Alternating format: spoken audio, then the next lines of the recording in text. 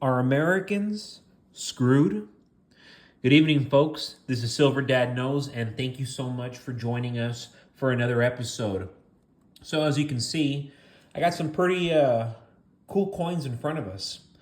To my right, I have the famous Darth Vader coin, and to the left, I have a Mercury dime.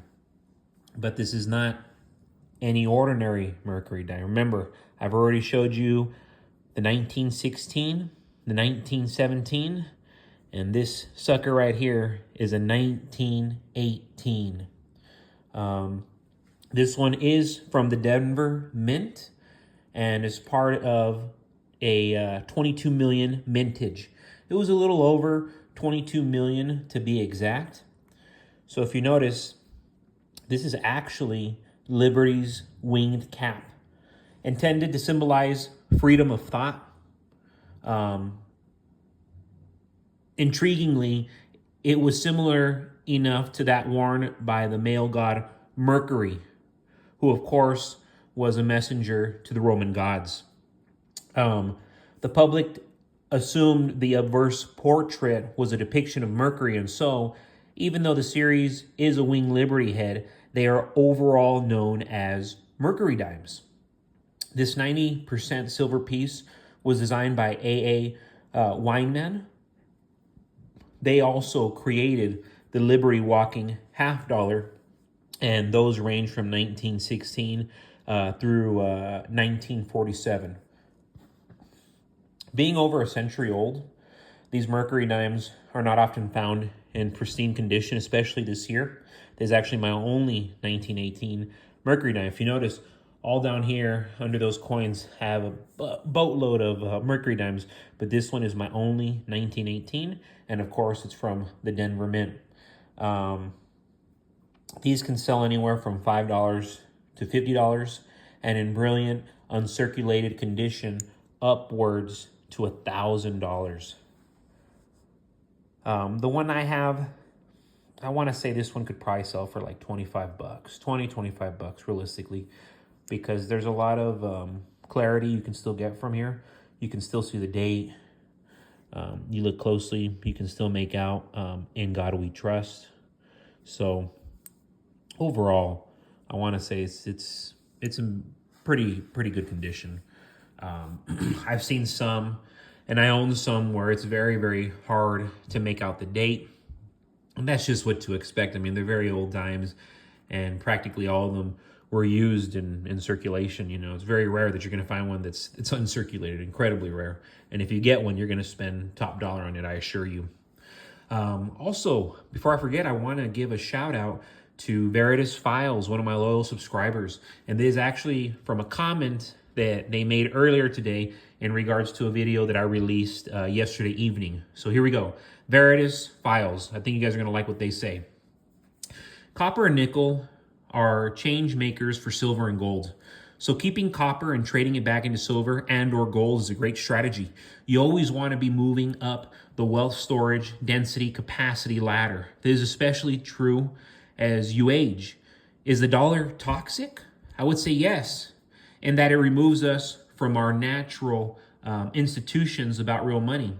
It also facilitates our eventual enslavement as we are led slowly down this primrose path toward total digital enslavement through some form of CBDC. Initially, they will pretend to try to fix the current system, as they are doing now. Then they will try forcing everyone into a national CBDC. As people all over the world avoid and resist adopting such a thing, the circumstances will get worse on a global scale, and eventually things will get so bad that a global form of CBDC will be landed on as the only viable option for the globe. Unfortunately, by this time, even the elite will be so desperate for a solution, and they will require adoption. Not going along, we'll see the holdouts attacked by the people, arrested and imprisoned, and even executed or murdered in other countries by their own governments. So there you have it, Veritas Files. Very enlightening comment and enlightening statement. You know, Veritas Files, they tend to always say things that we might be thinking about, but we're not actually saying. Veritas Files, they have a lot of knowledge of what's going on in the world. They see the writing on the wall, and I appreciate their constant statements because I'm agreeing with practically everything they're saying. Because right now, the average household in America with credit card debt has around $8,000 of credit card debt, and as of March 2024, the average APR on this debt is around 25%. Say you make the minimum payment, you'd pay over $25,000 in interest over the course of 17 years. This is what it means to be an average American today in the United States. JP Morgan, Wells Fargo, and Bank of America made $2.2 billion last year from overdraft fees alone off of people who spent money they didn't have to begin with. The banks love this pattern. It's intentional oppression on the majority of Americans who have little to no financial literacy. And of course, they're not financially responsible. They're not financially stable. It's profitable for the system to keep you broke. It's part of the agenda, period. Banks, credit card companies, and corporations, they're all in the interest of lending you money. If you're smart, you can use their rules to your advantage. That's why I love the Gold American Express, as you can see right here to my left. Sure, it costs $250 annually, but from all the points and perks, I make over $2,000 a year just based off my ongoing essential purchases such as gas, groceries, going out. It's money I'm already going to spend. Why not profit off of it? I never carry a debit card, just the Amex or Apple Card. I don't carry a balance and never pay any interest whatsoever since I pay off the balance every month in full every time. And I mean, don't be mistaken. I learned the hard way in my early 20s, losing money by buying cars, clothes, the bar scene, and going on, nonsense vacations. Borrow money only to make money. The average person makes everybody else rich in this country. They'll never have a chance to build wealth themselves since they like to spend money they don't have. And thanks to artificial intelligence, that's sarcastic that I'm saying it. Thanks to artificial intelligence, we're moving into a new era in society where businesses are going to go from having 50 employees down to having 5, 10 lawyers down to having 2 lawyers, 10 engineers down to 1 engineer, a sales staff of 60 people down to 6 people. I mean, you get the point. And this is going to affect literally, and I'm saying literally, all fields. Doesn't matter what you're in. It's going to affect your field. So yes, I always have about 2 or 3 of these. These guys are always sought after. People are always trying to get their hands on them. So, of course, this is a 2017. It's the Vader coin, the classic Vader coin. You're going to see other ones. This is the real deal right here. The Star Wars franchise never seems to go out of style, even with them being owned by Walt Disney. These are a limited mintage of only 250,000. So there's only 250,000 in the world. That's very, very low, especially for such an iconic coin. Of course, the obverse includes the effigy of Queen Elizabeth II, and the reverse, it's a close-up of Darth Vader, the legend. These coins originate from Auckland. Auckland is, part of the New Zealand Mint, which is a private minting facility that is the only one of its kind in the nation. So these come, from a unique place, and they're unique coins. If you ever purchase any of these, you already have some, hold on to them or sell them for a profit, because they're justifiably, they're good coins. They're worthwhile coins. I always get complimented on it. I always get asked about them.